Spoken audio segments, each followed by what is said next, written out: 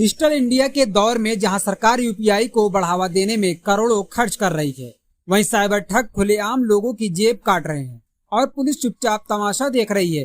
ताजा मामला सुल्तानपुर के शक्तिनगर कॉलोनी का है, जहां सुरेश नामक युवक से महज कुछ मिनटों में 2,14,991 रुपए की साइबर ठगी हो गई और पुलिस की कार्यशैली पर सवालों की बौछार शुरू हो गई है।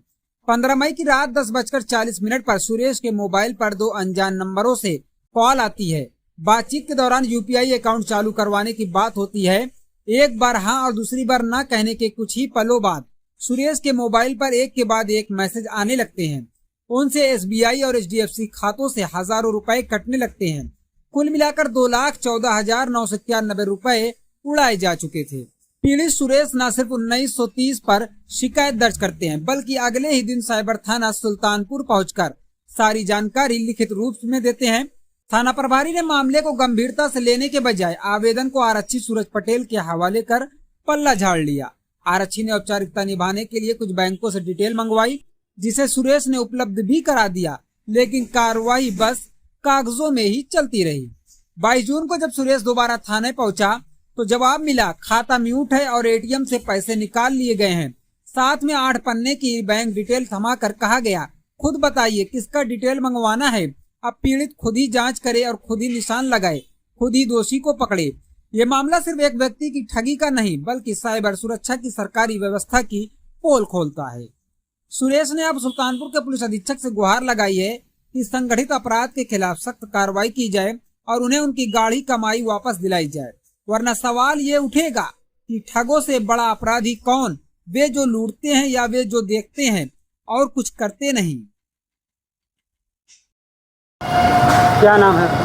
मेरा नाम सुरेश है और क्या मामला है यहाँ पर? मैं यहाँ आया था, मेरे साथ 15 मई 2025 को एक साइबर धोखाधड़ी हुई है और रात में करीब 10:40 मेरे पास एक फ़ोन आया। फ़ोन कई बार आया, 3-4 बार आया, मैं उठाया नहीं।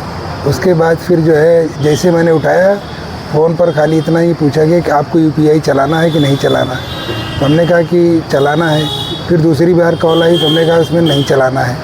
इतनी बात होने के बाद कॉल कट गया। इसके बाद मेरे मोबाइल नंबर से 3 अकाउंट जो है उस पर रजिस्टर्ड चल रहे थे, तो तीनों रजिस्टर्ड जो नंबर खाते पे रजिस्टर्ड थे अकाउंट मोबाइल नंबर, तीनों खातों से मेरे 2,14,991 रुपये जो है वो तुरंत कटने का मैसेज आने लगा।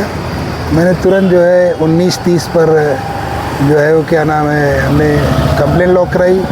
उसके बाद 24 घंटे के अंदर हमने जो है वो फाइल किया, डाटा फाइल किया। डेटा फाइल करने के बाद फिर थाने साइबर थाने गया सिविल लाइन में। वहाँ फिर कार्रवाई 1 महीना हो गया, अभी तक कोई कार्रवाई नहीं हुई। वहाँ बताया गया कि जो है खाता जो जिसमें खाता गया है उसमें ये म्यूट है और उसमें आगे की जो कार्रवाई है की जा रही है और पैसा एटीएम से निकाल लिया गया है। अब जब खाता बंद है, खाता म्यूट चल रहा है, तो इसलिए उसमें आगे कार्रवाई की जाएगी, देखा जाए क्या होता है। इसके बाद ही जो है मैं यहाँ एसपी ऑफिस आया। यहाँ पर एसपी साहब एडिशनल एसपी से मुलाकात हुई। उन्होंने कहा ठीक कार्रवाई की जाएगी। बस इसलिए है कि मैं चाहता हूँ कि इस तरह की धोखाधड़ी से लोग बचें कि फ़ोन आने पर ही लोगों का पैसा कट जा रहा है। और दूसरी चीज़ है कि हमारे साथ जो ये पैसा गया है वो हमारा पैसा दिलाया जाए। और इस तरह का कांड जो देश में चल रहे हैं सबके साथ हो रहा है। कहाँ के रहने वाले हैं? मेरा घर यहाँ से यहीं सुल्तानपुर शहर करने वाला हूँ। शक्तिनगर कॉलोनी डीवा के पास हमारा घर है। और मैं यही चाहता हूँ कि मेरे साथ ये जो धोखाधड़ी हुई उनके हाँ रिस्क कट गया और जो है उनके खिलाफ FIR दर्ज हो।